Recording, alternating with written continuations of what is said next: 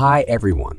Today I received some shocking news about One Piece chapter 1088, and things are getting crazy in this chapter. Before I start discussing it in the video, I have to warn you that it contains heartbreaking spoilers. So let's get started. Here's a little summary of the chapter. Chapter 1088, the last lesson. The chapter begins with a flashback to the old Marineford. Garp is teaching a class for new Marines, and Coby is among the students. It's Coby's first lesson, and he looks the same as he did during the East Blue arc. Garp poses a question to all the new Marines.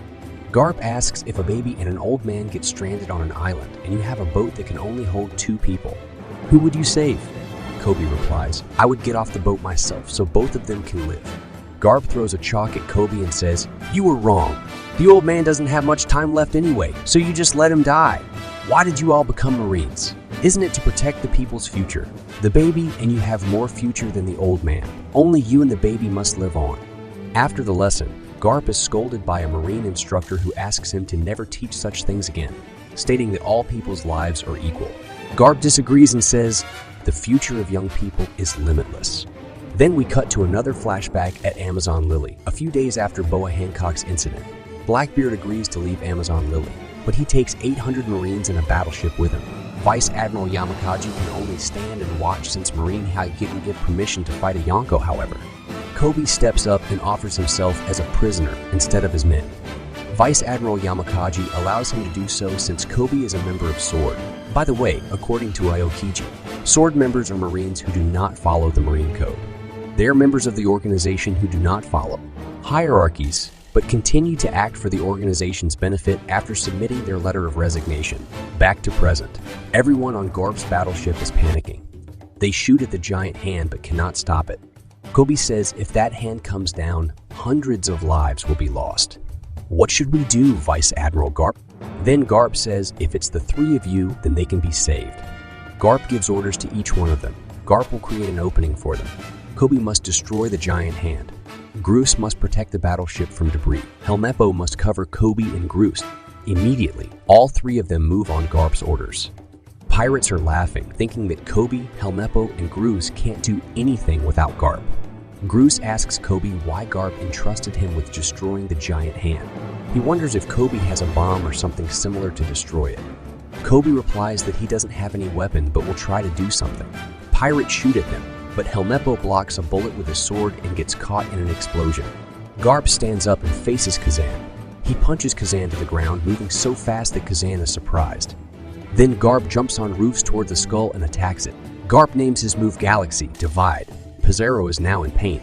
Garp uses a massive attack that splits the skull in 2, heavily injuring Pizarro's real body with blood coming out of his head. Groose and Coby follow Garp. Coby then jumps into the air, facing Pizarro's giant hand. Pizarro is in pain, but he can still move, so he swings his hand down to crush Garp's battleship in revenge. Then another flashback begins to the time when Coby and Helmeppo first joined the Marines. We see Garp and Helmeppo talking in the training field that we saw in the cover story. Garp notices that Coby improves very fast, but he has an abnormal amount of injuries on his hands and shoulders. Helmeppo reveals that Coby doesn't want anyone to know, but the fact is that Coby knows he has less fighting skills than a normal person. So to make up for it, he needs to train between 100 to 200 times harder than other people. Helmeppo also mentions that Coby has been secretly training every night by punching Garp's battleship bag. Back to the present, Garp smiles while remembering the training. All pirates laugh at Coby, saying there's no way he can stop the giant hand. The pirates also say that the hero title must have gotten into his head. Coby is determined to attack the giant hand and thinks, if I can't do this, everyone will die because of me. Honesty impacts. With that punch, Pizarro is nearly knocked out. Coby punches and destroys the entire giant arm in an epic double spread. We can see black lightning from the impact. We see Pizarro screaming in pain as his real arm breaks. Garp laughs through tears while Helmeppo and Groose are shocked.